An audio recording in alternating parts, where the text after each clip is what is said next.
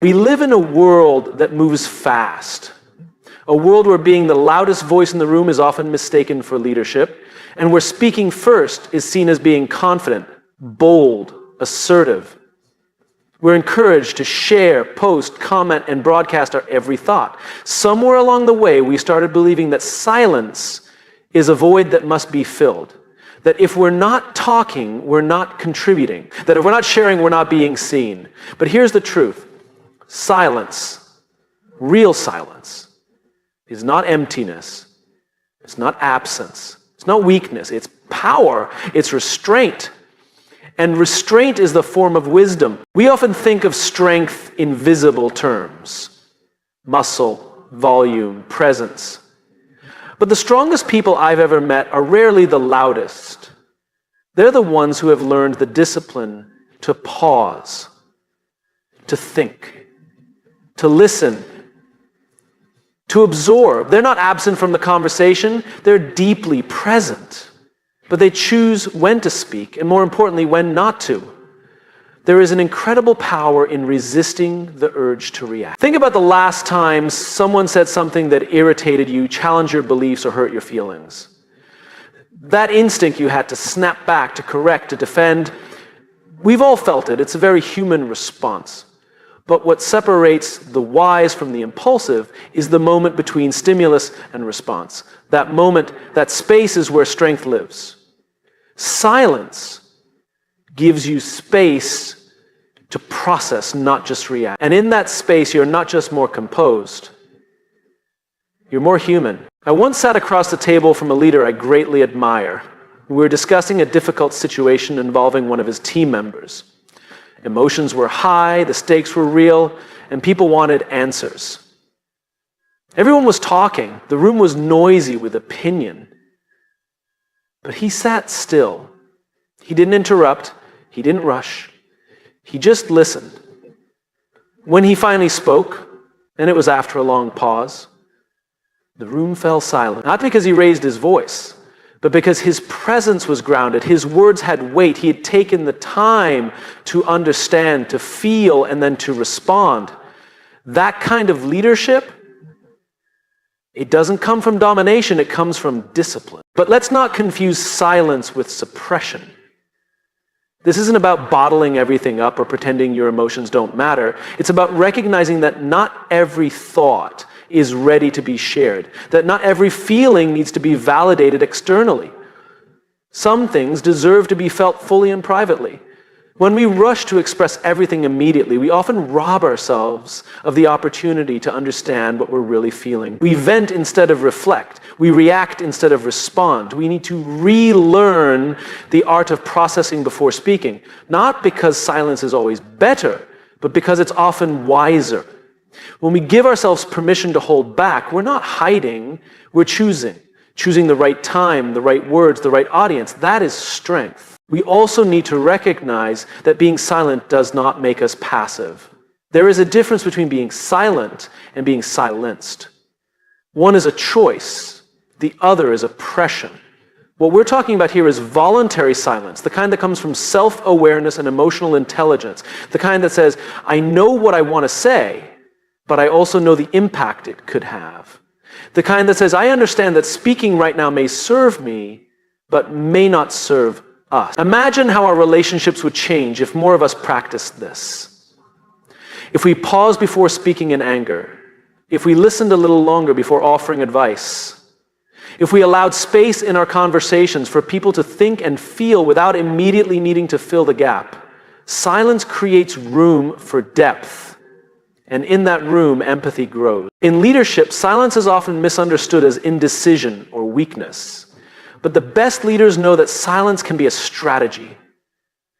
When we listen without interrupting, we send a signal. You matter. I'm not just waiting for my turn to talk. When we refrain from sharing every opinion, we give others the space to share theirs. And when we hold our words until they are fully formed, we speak with more clarity, more conviction, and more influence. This isn't easy. Silence takes practice. It takes confidence to not always need to be heard. It takes humility to realize that you don't always have the answer and that sometimes someone else needs the space more than you do. It takes patience to allow a moment to pass without grabbing it. And it takes courage to say, not now. But when you do, when you learn to hold your tongue, not out of fear, but out of strength, something shifts. You begin to feel less reactive and more centered. You stop needing to prove yourself in every conversation. And people begin to notice. They start to lean in when you speak, not because you're always talking, but because when you do, it matters. We are constantly told to find our voice, and that's good advice. But just as important is knowing when to withhold that voice, not forever, not always, just long enough to be intentional. Long enough to make sure your words are not just a reaction, but a reflection of who you truly are. So yes, speak when it matters, but also honor the moments when silence serves better. Because in those moments, in those pauses, lies the kind of strength that doesn't need to shout to be heard. The kind of strength that leads not from the front, but from within. We've created a culture where sharing has become synonymous with connection. We're told to put ourselves out there, to be open, to be real. The message is everywhere. Vulnerability is strength, authenticity is power, and visibility is value. And there's truth in that. But there's another truth, one we don't talk about enough. Not everything needs to be shared. There is a difference between being authentic and being exposed, between being open and being unfiltered. Somewhere along the way, we blurred the line between what is personal and what is public. We began to believe that if we're not constantly expressing ourselves on social media, in meetings and conversations, that we're somehow being dishonest. But the reality is, discretion is not deception. Some things are not meant for public consumption, not because they are shameful or wrong, but because they are sacred. And sacred things need space, not exposure. Think about how we treat our most precious possessions. We don't leave them out in the open for anyone to take or judge. We protect them, we safeguard them, we bring them out only when the moment calls for it. Why? Because value doesn't need to be proven through constant display. And the same is true for our thoughts, our stories, our emotions. Just because something is real doesn't mean it needs to be revealed. We often feel pressure to share everything we're going through, our struggles, our opinions, our daily highs and lows, as if putting it all out there is the only way to feel seen. But sometimes in our rush to be seen, we overlook the power of being still. Some of the most profound experiences we go through aren't ready to be spoken about. They're still forming and still teaching us something. Speaking too soon can interrupt that process. It's like digging up a seed before it's had time to take root. There's wisdom in waiting, in letting things grow quietly, unseen, until they are strong enough to face the light. I once sat with someone who had just come through an incredibly painful experience, the kind that changes you. And instead of telling the whole story, they simply said, "I'm not ready to talk about it." There was so much strength in that sentence. Not because they were hiding, but because they were honoring what they had gone through. That's a form of integrity, knowing your limits, protecting your story, giving yourself permission to process privately. It takes more courage to hold back than to spill it all. Because holding back requires presence. It requires you to be in tune with yourself, to know when speaking serves you and when it doesn't. This doesn't mean we shouldn't be open. It means we should be intentional. The best conversations aren't the ones where we say everything. They're the ones where we say the right thing at the right time in the right place. That takes discernment. And discernment begins with the question, why am I sharing this? Am I seeking connection or am I seeking validation? Am I trying to add value or am I trying to relieve my own discomfort? Am I being brave or am I being impulsive? We all have moments when we want to speak just to release the tension inside us, and there's nothing wrong with that. We're human. But when every thought becomes a post, when every emotion becomes a performance, we start to lose something essential. We lose depth. We lose privacy. And sometimes we lose the very connection we were seeking in the first place. Connection doesn't require constant updates. It requires trust. And trust isn't built by volume. It's built by consistency and care. When you share too much too quickly, you can overwhelm the relationship instead of deepening it. Relationships, whether personal or professional, thrive on balance. When someone reveals too much too soon, it can feel less like intimacy and more like a boundary violation. And on the flip side, when someone chooses to share gradually with thought and timing, it creates a sense of safety. You begin to understand this person respects themselves, and that makes it easier to respect them too. We've also confused transparency with truth. Being transparent means you're willing to be seen, but being truthful means you're willing to be honest when it matters. And the truth is, some moments are not meant to be narrated. They are meant to be lived fully and quietly. You don't need to write a caption about everything. You don't need to explain every decision. Silence doesn't mean you're hiding something. It often means you're building something. Something private, something meaningful, something not yet ready for the world. We need to stop measuring our authenticity by how much we reveal. Your worth is not tied to how much of your personal life is on display. Some of the most real people are the ones who choose their words carefully, who protect their inner world with intention, who understand that not everything needs to be shared, not because it's unimportant, but because it's important enough to be kept close. There is dignity in discretion. There is leadership in restraint. And there is wisdom in knowing that what you keep to yourself often shapes who you become more than what you tell others. Growth isn't always visible. Healing doesn't always come with a hashtag. And strength doesn't always make a sound. So the next time you feel the pull to explain yourself, to share something vulnerable before it's ready, or to be louder just to be noticed, pause. Ask yourself if your silence might serve you better than your words. Ask yourself if your story still needs time to become whole, because not everything needs to be shared. And when you learn to honor that boundary, you don't shrink, you expand. You become more centered, more self-aware, more grounded. And in that groundedness, you become someone others can trust. Not because you've told them everything, but because what you do share is offered with care, with clarity, and with purpose. There's something sacred about a thought in its earliest form. It's fragile, raw, still becoming. It hasn't yet hardened into certainty or been shaped by outside influence. It's like a flame, small and flickering, capable of lighting a fire, but easily snuffed out by a careless gust of wind. And yet, in today's world, we often feel pressure to express our thoughts the moment they form, to turn them into content, arguments, confessions, as if they only matter once they've been spoken aloud. But the truth is, your thoughts deserve a safe space, a space where they can grow, stumble, evolve, and mature before being judged or broadcast. We've all been in situations where we've said something out loud before we truly understood what we meant.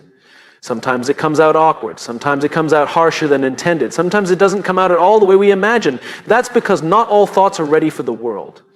And when we rush them, we don't give them the chance to find their true shape. It's easy to forget that thinking is a process, a real process, not something that happens instantly or effortlessly. It takes time to connect dots, to test ideas against our values, to notice how we feel about what we think. But when we're constantly reacting, constantly sharing, we short-circuit that process. We trade depth for immediacy. And over time, we lose something important, the ability to sit with our own minds long enough to truly understand them. We live in a culture of instant opinions. Something happens, and we're expected to have a take, immediately, publicly, passionately. But quick opinions are rarely thoughtful ones. They're often just emotional surges. And if we're not careful, we become so addicted to expressing them that we forget to question them. That's where things get dangerous, not because expressing thoughts is bad, but because when everything is said without being understood, we stop learning. We stop growing. There's a kind of wisdom that only comes from thinking quietly, from letting your thoughts live inside you for a while, from watching how they move through you. Some thoughts are worth holding on to in silence. Not forever, but just long enough to see where they lead. Long enough to ask, is this really what I believe? Or is this just what I've been conditioned to believe? Long enough to notice, where is this thought coming from? Fear, ego, empathy, hope. When we speak too soon, we risk fixing a thought before it's ready. We stamp it with permanence. We post it, we declare it, we defend it. But what if we had waited just a little longer? What if we had given ourselves permission to explore it more fully? We might have discovered a better version of it, or maybe even changed our minds entirely. But now, because it's out there, we feel obligated to stand by it. That's how good people end up digging into bad ideas, not because they're arrogant, but because they didn't give themselves enough room to think. One of the most powerful habits a leader or any person can develop is the ability to say, I don't know yet. Not because they're uncertain, but because they respect the complexity of thought. Because they understand that clarity takes time. In fact, some of the wisest people I've met are also the most cautious about sharing what they think. Not because they're secretive, but because they treat their mind like a workshop, not a stage. We need more of that. More people who are willing to think in private before speaking in public. More people who are curious enough to sit with their thoughts before unleashing them. More people who understand that silence isn't an absence of thought, it's a sign of someone taking their thoughts seriously. It's not just about protecting yourself, it's about respecting yourself. Because your thoughts, especially the tender ones, are part of who you are. And they deserve a safe space. A space without judgment, without performance, without pressure. Maybe that space is a journal. Maybe it's a long walk. Maybe it's a quiet moment before the world wakes up. Whatever it is, it's yours. And in that space, your thoughts get to breathe, they get to stumble, they get to become. And here's the beautiful part. When we give ourselves that space, we also create better spaces for others. Because when you treat your own thoughts with care, you're more likely to treat others' thoughts the same way. You stop expecting people to always be polished. You start listening for what's behind the words. You give people the grace to figure things out as they speak. That's how trust is built, not through perfection, but through patience. We often think that speaking is how we make things real. But thinking is where we begin to make things true. Before you ever say the words, the meaning is being shaped in silence. That space matters, that pause matters, that internal dialogue, the one no one else hears, is where the most honest part of us lives. It's not something to rush through, it's something to honor. So the next time you feel the urge to speak a thought just because it's loud in your head, pause. Ask yourself, is this thought ready to be shared, or does it still need time to teach me something? And if the answer is the latter, give it that time. Let it unfold. Let it wrestle with you. Let it challenge you. Because when it finally does reach the world, it will be stronger, it will be clearer, and it will be something you're proud to have said, not just because it sounded good, but because it came from a place of truth. Your thoughts are not just ideas, they are seeds, and every seed needs soil, quiet, and time before it becomes something that can stand on its own. Don't deprive your mind of that process. Give your thoughts the safe space they deserve, because from that space, the best of you will grow. Trust is one of those words we all use, but few of us pause to truly understand. We say things like, trust me, or you can count on me, as if trust is something that can be handed over with a promise. But real trust doesn't work that way. It's not given just because we ask for it. It's not earned through big, dramatic gestures. Trust is built slowly, quietly, over time. It's not about what you say, it's about what you consistently do. We live in a time where